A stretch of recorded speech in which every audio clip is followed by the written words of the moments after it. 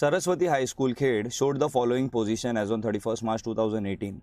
So basically in this question आपको एक balance sheet दिया है एज ऑन 31st मार्च 2018 और एक रिसिप्ट पेमेंट अकाउंट दिया है for the year ended 31st March 2019. और अगर आप क्वेश्चन पढ़ेंगे तो आपको दिया है you are required to prepare income and expenditure account for the year ended 31st March 2019 and balance sheet as on that date. मतलब हमको जो बैलेंस शीट भी प्रिपेयर करना है वो एज ऑन 31st मार्च 2019 का करना है. अब जो बैलेंस शीट ऑलरेडी आपको दिया है ये 31st मार्च 2018 का है और 31st मार्च 2018 मतलब ये आपका प्रीवियस ईयर का लास्ट डेट हो गया. कैसे? सिंपल सा लॉजिक है. आपका ईयर एंड कब हो रहा है? 31st मार्च 2019 को हो रहा है, यानी कि आपका ईयर कब स्टार्ट हुआ रहेगा? 1 अप्रैल 2018. यानी कि जो हमारा करंट ईयर है वो 2018 में स्टार्ट होगा और 31st मार्च 2019 में खत्म होगा. करेक्ट. और ये जो बैलेंस शीट आपको दिया है ये 31st मार्च 2018 का दिया है, ये लास्ट ईयर का लास्ट डेट है. सो द पॉइंट इज ये बैलेंस शीट आपको क्यों दिया है? ये लास्ट ईयर का लास्ट डेट है, मतलब ये सारे एसेट लाइबिलिटी का क्लोजिंग बैलेंस है and closing balance of previous year become opening balance of current year. मतलब इसको हम लोग क्या बोलेंगे? Opening balance sheet. या तो आप इसको प्रीवियस ईयर बैलेंस शीट बोलो या फिर ओपनिंग बैलेंस शीट बोलो, दोनों चलेगा. ठीक है. अब क्या करना है, कैसे करना है, दैट विल डिस्कस लेटर. सबसे पहले हम लोग क्या करेंगे? रिसिप्ट पेमेंट का पोस्टिंग डिस्कस कर लेते हैं. Very first item is balance brought down, cash and bank. Basically हम जो बैलेंस शीट प्रिपेयर करने वाले हैं वो कब का है? 31st मार्च 2019 का बैलेंस शीट है. करेक्ट. और ये क्या है? Opening balance of cash and bank. तो इसको बेसिकली हमको इग्नोर करना होगा बिकॉज हम बैलेंस शीट में closing balance of cash and bank दिखाते हैं, लेकिन यहाँ पे ओपनिंग बैलेंस शीट दिया है तो ये जो भी ओपनिंग बैलेंस है वो ओपनिंग बैलेंस शीट से ही आया होगा. एक क्रॉस वेरीफाई करने के लिए आप ऊपर देख सकते हैं कैश इन हैंड और कैश एट बैंक. यहाँ पे 5000 8000 दिया है, मतलब इसका भी हमें कोई इफेक्ट नहीं दिखाना है. After that next item is tuition fees and again इसमें भी बाइफर्केशन दिया है. 17-18 का 8000 दिया है एंड 18-19 का 1 लाख दिया है. तो ये जो 18-19 है ये मेरा करंट ईयर है, तो इसका कोई टेंशन नहीं है बिकॉज करंट ईयर का जो इनकम आप रिसीव करते हो that will be transfer to income side. But ये जो 17-18 है इसका मतलब क्या है? It is income of previous year but current year के रिसिप्ट साइड पे दिया है बिकॉज ये तो करंट ईयर का रिसिप्ट पेमेंट है ना. मतलब प्रीवियस ईयर का इनकम हमें करंट ईयर में रिसीव हुआ. इट मीन्स ये प्रीवियस ईयर में क्या था? आउटस्टैंडिंग था. सिंपल सा लॉजिक है, अगर ये प्रीवियस ईयर में आउटस्टैंडिंग था अभी रिसीव कर लिया तो इस 8000 का मुझे कोई इफेक्ट दिखाने का जरूरत नहीं है. बट आपको ओपनिंग बैलेंस शीट दिया है यानी कि प्रीवियस ईयर का इंफॉर्मेशन दिया है. So you have to check कि लास्ट ईयर टोटल आउटस्टैंडिंग था कितना. तो यहाँ पे आप देखेंगे तो ट्यूशन फीस रिसीवेबल कितना दिया है? 10,000. अगर ये 8,000 होता तो कोई प्रॉब्लम नहीं था, क्योंकि उसका मतलब क्या होता है? लास्ट ईयर 8,000 रिसीवेबल था और आपने 17-18 का पूरा 8,000 रिसीव कर लिया. बट यहाँ पे प्रॉब्लम क्या है कि last year total outstanding balance sheet के हिसाब से 10,000 है और करंट ईयर के रिसिप्ट में बोल रहे हैं कि 17-18 का सिर्फ हमने 8,000 रिसीव किया. बैलेंस कितना बच गया? 2,000 बैलेंस बच गया ना. तो ये जो 2,000 बैलेंस बच गया है, can I say this amount is still receivable? Yes और no? And if it is still receivable so it is still my asset. ये 2,000 हम लोग करंट ईयर के बैलेंस शीट के असेट साइड पे दिखाएंगे. अगेन आई एम रिपीटिंग, अगर ये 8,000 यहाँ पे दिया है तो प्रीवियस ईयर के बैलेंस शीट में आपको चेक करना होगा टोटल आउटस्टैंडिंग कितना था. अगर ऊपर भी 8,000 होता तो हमें कुछ करने की ज़रूरत नहीं थी. बट ऊपर कितना दिया है? 10,000 दिया है. It means total outstanding in previous year was 10,000, out of which 8,000 we have received in current year. It means 2,000 is still receivable. तो जो स्टिल रिसीवेबल है सिर्फ हमें उसका इफेक्ट दिखाना होगा बैलेंस शीट के असेट साइड पे. देन नेक्स्ट आइटम इज 18-19 का tuition fees. This is nothing but current year income, so this will be transferred to income side. Then next one is fine collected. This will be transferred to income side. Admission fees, income. Term fees, income. Donation for library, it is specific purpose donation, तो ये transfer कहाँ होगा? Liability में होगा. Then interest on bank deposit will be transferred to income side. Government grant bracket में specify कर दिया है revenue, so this will be transferred to income side. Let's discuss the payment side. Salary to teacher, expenditure. Salary to office staff, expenditure. Books will be transferred to balance sheet asset. And आपको bracket में date of purchase भी दिया है. इसका क्या करना है वो हम बाद में डिस्कस करेंगे. Then next one is printing and stationery. expenditure, then annual gathering expenses, expenditure, office rent, expenditure, repairs, expenditure, sports expenses, expenditure, furniture will be transferred to balance sheet asset, और यहाँ पे भी आपको परचेज का date दिया है. The next one is buy balance carried down cash and bank. This is nothing but closing balance of cash and bank. So this will be transferred to balance sheet asset side. Now let's prepare the format first. So this is our income and expenditure account and this is our balance sheet. So let's go to question and we are going to solve adjustments first. So very first adjustment is tuition fees are outstanding for the current year rupees 5000. This is nothing but current year का outstanding. So ये current year के income में add हो जाएगा, मतलब current year का जो भी tuition fees होगा उसमें हमें ये 5000 add करना पड़ेगा. So सबसे पहले receipt side पे जाते हैं और tuition fees देखते हैं. तो यहाँ पे पहले हम लोग क्या करेंगे, ये जो previous year का still receivable है इसको हम लोग बैलेंस शीट के असेट साइड पे ट्रांसफर कर देंगे. तो let's go to solution and we will write outstanding tuition fees and previous year यानी कि 17-18 का how much is still receivable 2000. तो इसका टेंशन खत्म. Then next one is current year का जो हमको दिया था 18-19 का tuition fees, this will be transfer to income side and in this we are going to add current year का आउटस्टैंडिंग. करेक्ट. सो सॉल्यूशन में जाते हैं और इनकम साइड पे we will write by tuition fees 1 lakh and outstanding कितना था 5000, वो current year का है इसलिए ऐड हो जाएगा and total would be 1,05,000. And the second effect of this outstanding income will be transfer to balance sheet asset side. Already हमने heading दिया है, बस इसी के नीचे हम लिख देंगे 18-19 यानी कि करंट ईयर का आउटस्टैंडिंग 5000 है. सो करंट ईयर में टोटल आउटस्टैंडिंग कितना हो गया 7000. Let's go to question again and let's discuss the second adjustment. Salary to teacher is outstanding rupees 15,000. So let's find out salary from the receipt payment account. So salary to teacher 1,80,000 दिया है और यहाँ पे बोला है salary to teacher is outstanding. Obviously कुछ नहीं बोला, it is current year का outstanding. So current year का जो भी outstanding है वो हमको current year का salary to teacher में add करना होगा, मतलब ये 15,000 1,80,000 में add हो जाएगा. So सबसे पहले हम expenditure में जाके लिखेंगे salary to teacher 1,80,000. In this we are going to add outstanding 15,000. So total would be 1,95,000. And the second effect of outstanding expenses will be transferred to liability side. Outstanding salary of teachers and the amount is 15,000. Let's discuss third adjustment. Rent paid in advance rupees 3,000. So first of all let's find out rent. So rent आपको दिया है 16,000 payment side पे.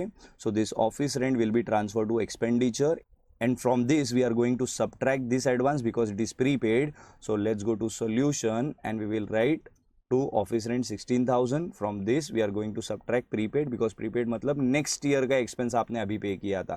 तो next year का expenses हम current year में show नहीं करेंगे, that's why we are subtracting and the amount is 3,000 and after subtracting we get 13,000. Now prepaid का जो second effect है that will be transferred to balance sheet asset side, prepaid office rent and the amount is 3,000. Let's discuss fourth adjustment. Depreciation on books at the rate 15% per annum, 10% on furniture.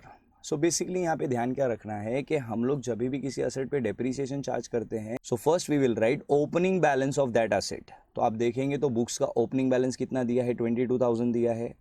After this in this we will add purchase of that particular asset. तो यहाँ पे book payment side पे दिया है और payment side पे कोई भी असेट आया it means it is purchase of that asset.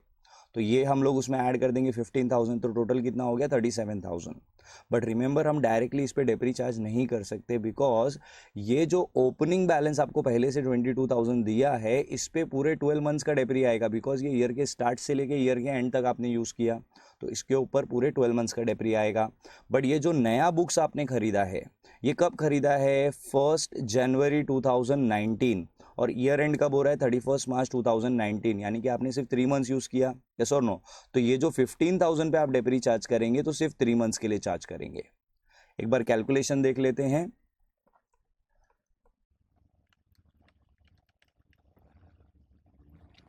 So first we are going to calculate depreciation on books, correct.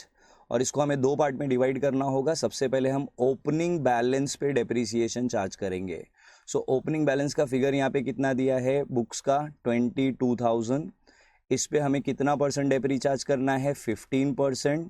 और कितने मंथ्स के लिए, पूरे 12 मंथ्स के लिए, दैट्स वाई 12/12। तो इसका डेप्रिसिएशन अगर आप कैलकुलेट करेंगे तो कितना आएगा 3300। एंड देन जो आपने एडिशनल बुक्स खरीदा है यानी कि न्यू बुक्स खरीदा है, न्यू परचेजेस है 15,000 का, उस पे भी हम 15% डेप्रीसिएशन चार्ज करेंगे यानी कि 15/100। बट ये जो बुक्स है वो सिर्फ हमने 3 मंथ्स यूज़ किया है, तो इस पे डेप्रीसिएट कितना आएगा 3 मंथ्स का आएगा, तो 3/12। इसको आप कैलकुलेट करेंगे तो आंसर आएगा 563। एक्चुअली आंसर आता है 562.5, बट राउंड ऑफ करके उसको हम 563 ले लेंगे। बट जब हम बैलेंस शीट में से सबट्रैक्ट करके दिखाएंगे, हम टोटल डेप्रीसिएशन दिखाएंगे which is 3863। So let's go to solution. And first हम लोग बैलेंस शीट के असेट में बुक्स का ओपनिंग बैलेंस लिखेंगे which was 22,000। In this we will add purchase of books, और परचेज ऑफ बुक कितना है 15,000, टोटल हो जाएगा 37,000। And from this we will subtract depreciation, और डायरेक्टली आपको टोटल डेप्रीसिएशन यहाँ से माइनस करना होगा which is 3863। So after subtracting हमें कितना मिलेगा 33,137।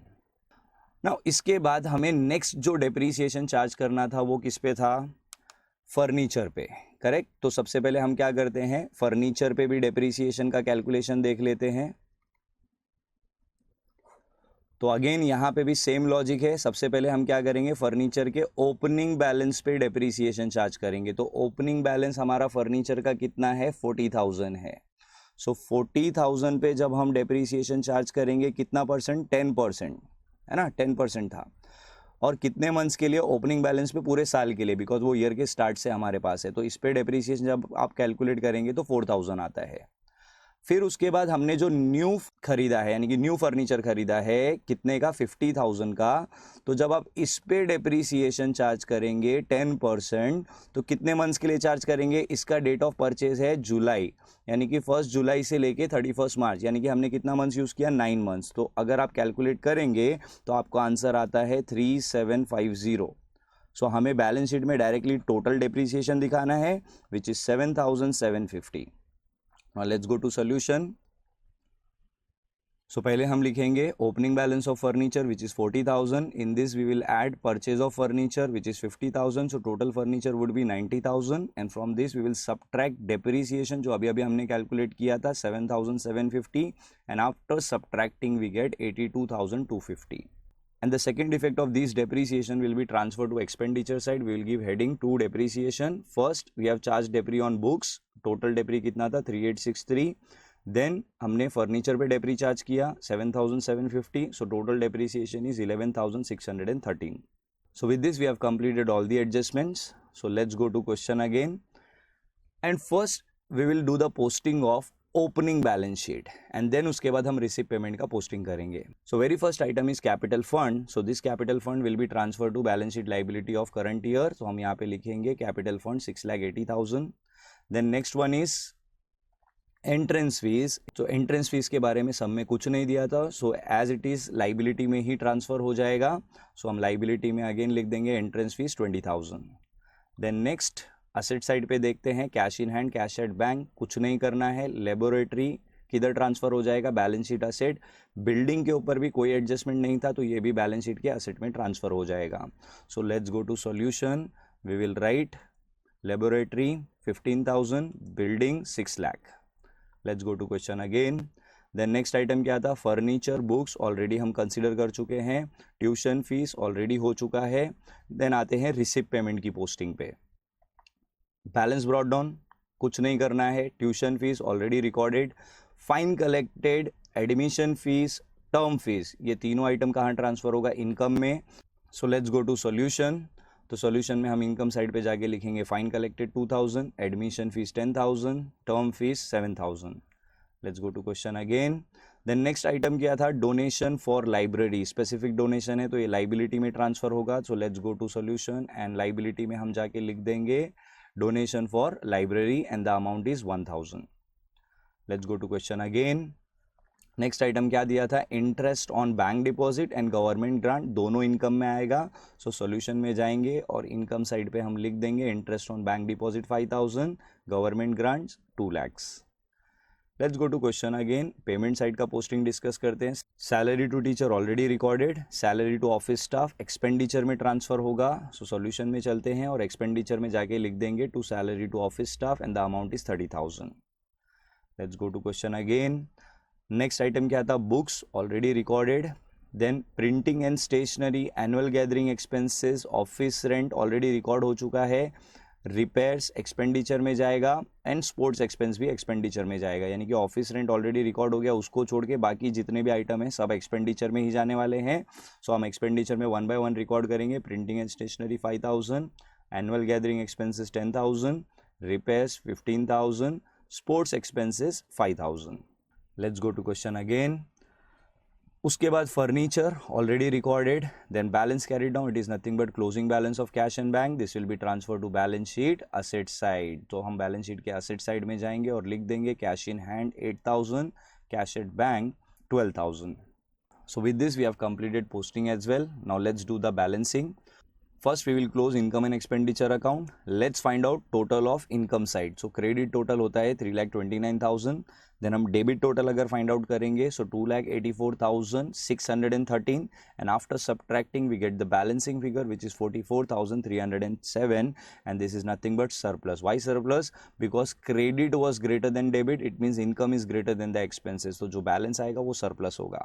How to present this? The greater total यानी कि 3,29,000 will appear as total of both the side and जो balance आया है that will appear on the lower side. तो lower side यानी कि debit side पे हम लिख देंगे 44,387 as surplus and bracket में will specify excess of income over expenditure.